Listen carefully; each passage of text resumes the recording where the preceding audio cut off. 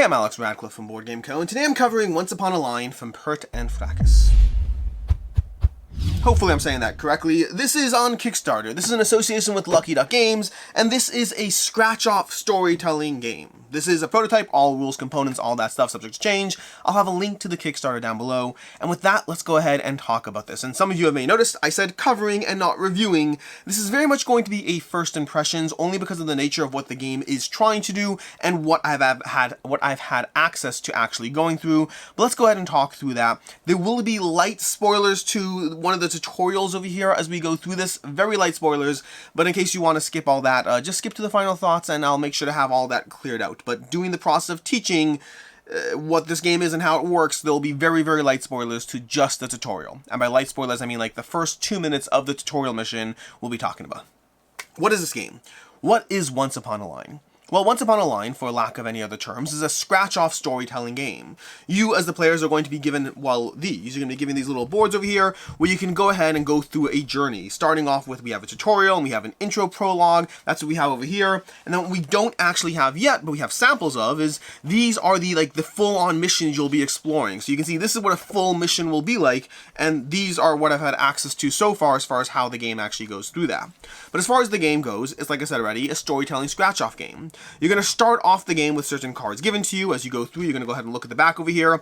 It tells you what you need over here. It says, turn over the board and scratch off those spaces without using action tiles. So we're going to scratch off these little squares over here on this board. We'll show you how that looks in a second. But first we have some text. The month of August is in full swing. The honey harvest has already begun. Iria is very proud of her bees. They've been very prolific. Just like every week, the young swarm keeper has to go to the city of Kel to deliver her honey samples to the analysis laboratory. But today, Iria is lagging behind and the evening is fast approaching.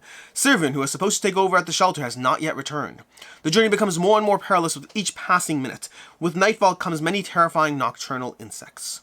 So, we're going to grab Iria, which is card A02 over here. We're also going to grab card A04. That's because it's all listed over here. Sometimes you'll be selecting your own heroes. Sometimes the heroes will be selected for you. You'll also possibly have inventory you'll be tracking throughout the course of the game, as well as pellets, the currency of the game. We're going to go ahead and flip this over, and this represents some of our keywords, which once we unlock enough letters, we'll get certain bonus tiles we can use, but we have to first unlock those letters by finding them in the grid as we go through the exploration aspect of the game. So, to that end, let's go ahead and go through this. This is where the spoiler stuff starts. Again, it's going to be the first 2 minutes of playing as far as spoilers, but we're going to go ahead and scratch this off over here with this little scratch-off thing, and you can see over here as we go through this, we scratch that off, and we have the word dwellings on that particular row. So you're going to be using that particular scratch off. We mark that off. I'm going to try not to make a mess over here, but we have the word dwellings over here.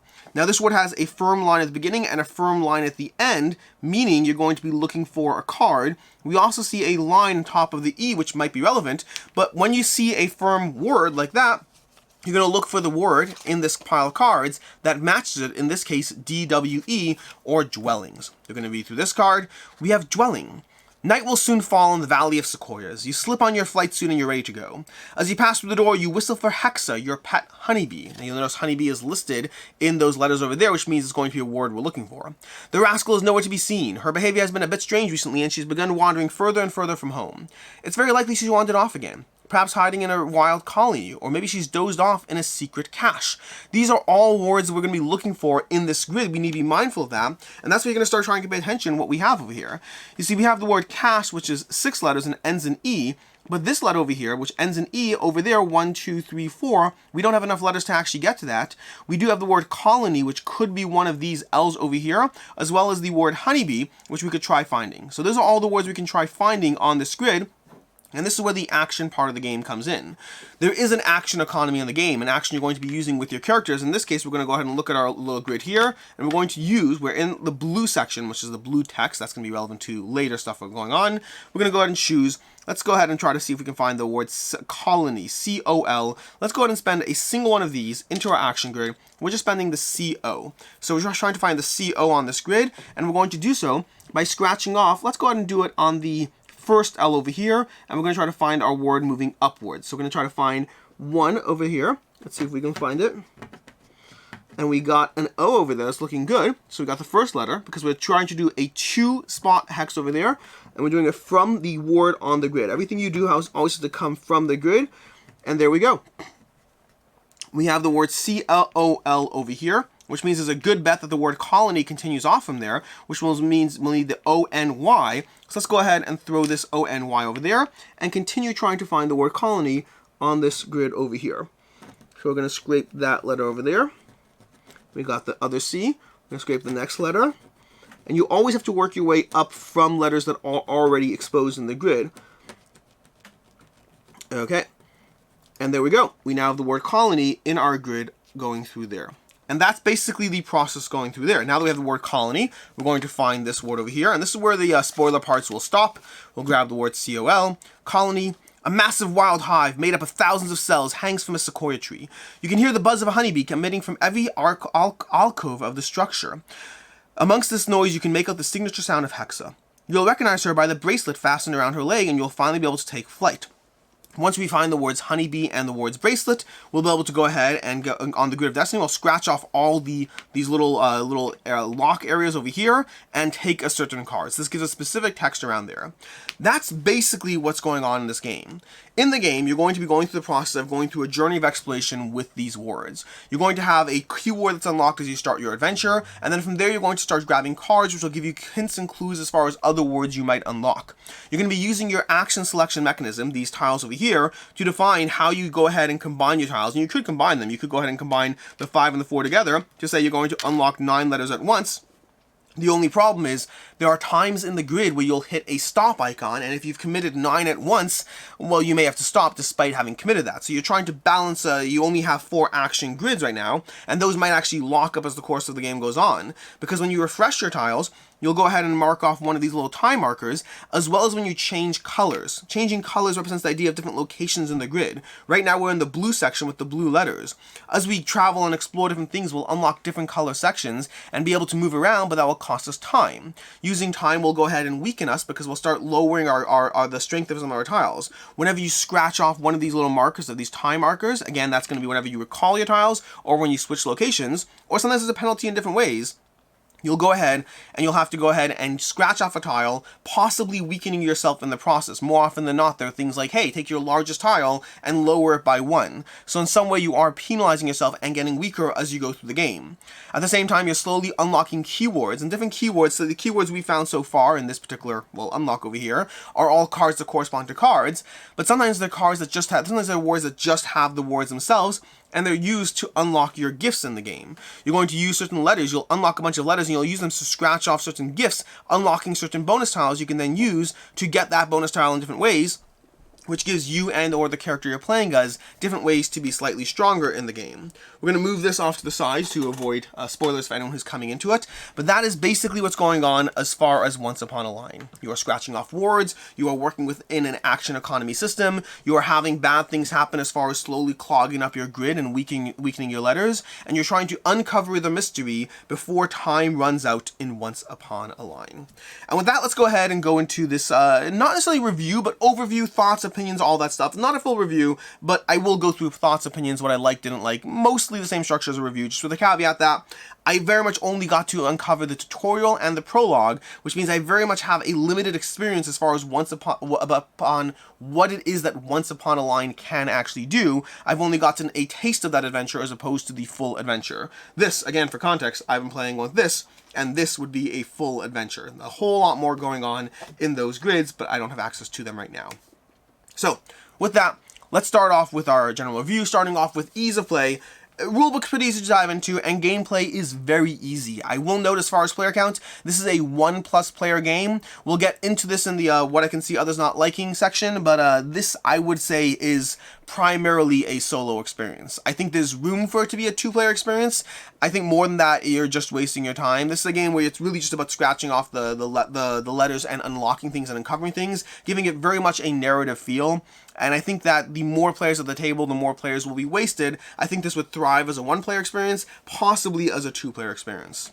As far as what I like, don't like, and can see others not liking, first of all, scratching off things is fun. That's just a general aspect of the game. Scratching off letters is fun. Using your action economy to try to figure out which letters to scratch off, where to scratch them off, looking for the overlap of the grid, trying to make deductive decisions as far as, okay, great, if I scratch this one off based on those letters, and if I try to line up these, and it definitely will escalate as far as the difference between the tutorial, which was very much on rails, to the prologue, which at least gave me the opportunity to actually explore and make more interesting decisions. I can already see the next level of as far as what the game is delivering by giving you just a full grid of letters and the opportunity to try to start making informed decisions as far as what and how to scratch things off for that sense of story, for that sense of exploration. And that sense of story and exploration is very much present in the game.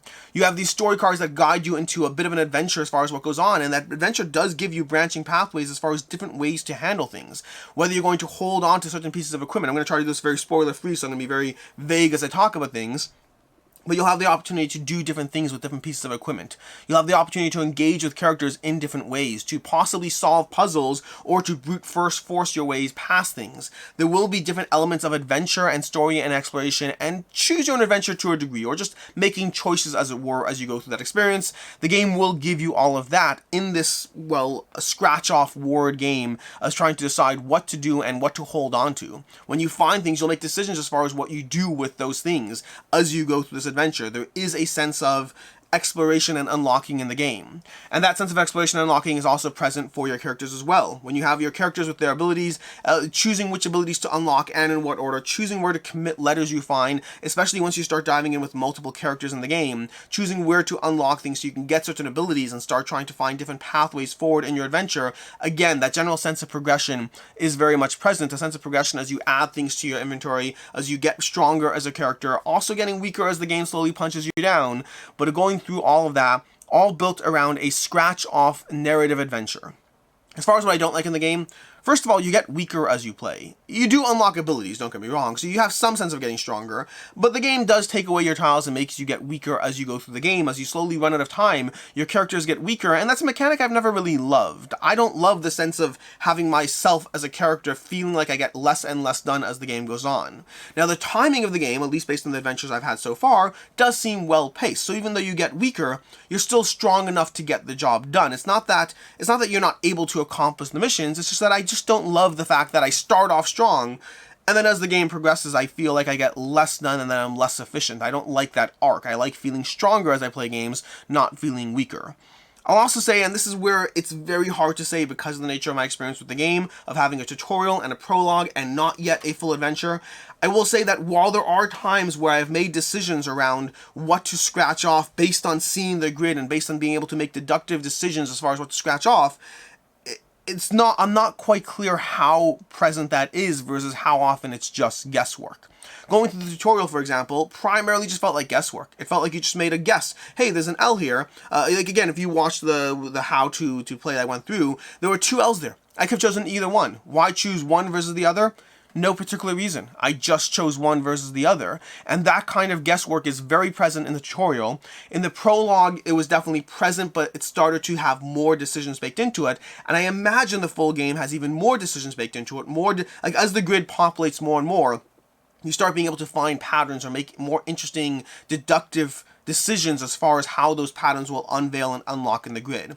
I think that comes more with the complexity of the larger adventures. What I've experienced so far has been, I'd say, about 70% guesswork and about 30%, hey, here's where I can actually deduce what's going on in the game and the puzzle. So there is a mix of just guessing and hoping for the best versus making informed decisions in the game based around what the game has offered to you or provided you as far as clues and as far as just the structure of the words themselves.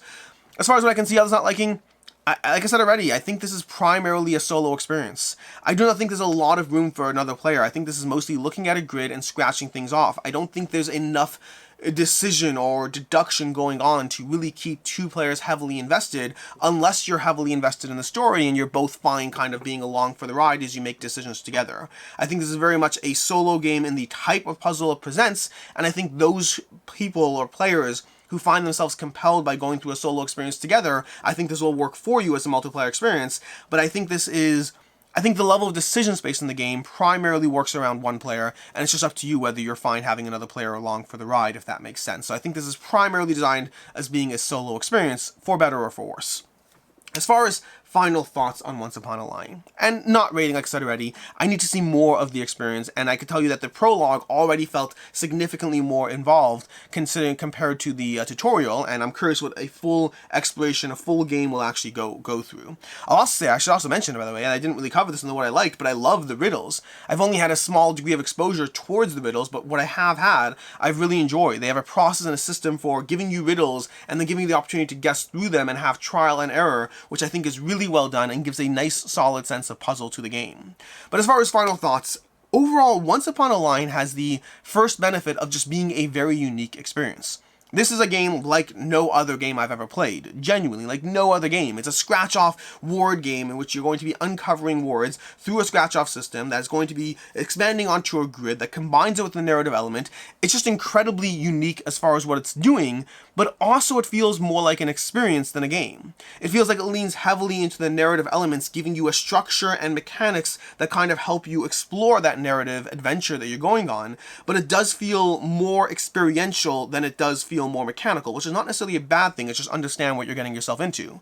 I think this is a game where you have to be invested for the sake of the story, a game where you're going to be going through a degree of procedural unlocking things, making the occasional decision here and there, having those riddles that are interesting to go through, but also having a degree of just scratching things off procedurally as you slowly go through the step-by-step exploration and involvement through the adventures that the game is giving you. I think it's very unique and very interesting, but more experiential than mechanically game-based. I am curious to see how that evolves as you're going through a full one of these adventures, the bee in your bonnet, a fly on the wall, a wing and a prayer, going through the card system, unlocking the adventure, trying to figure out, just again, the size of even just the prologue was already an hour plus long experience, and these are going to be significantly more involved and invested, and I'm very curious to see just how far this system goes or how far the system works with what they're trying to do.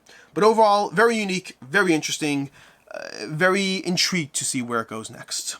As far as other game recommendations, first of all, if you're looking for something word-based with a bit more of a mechanical twist to it, I highly recommend Paperback Adventures, a solo Slay the Spire-like deck-building adventure that I've really been enjoying. And if you're looking for something with a degree of scratch-off that is possibly my favorite scratch-off-based game so far, Pandemic Legacy has a lot of scratching off as you go through a cooperative adventure of saving the world from the spread of diseases and scratch off your share of things to unlock things as you go through the adventure. In any case, then until next time, I'm Alex Radcliffe from Board Game Co. I hope you enjoyed this video, and as always, I hope you have a good one.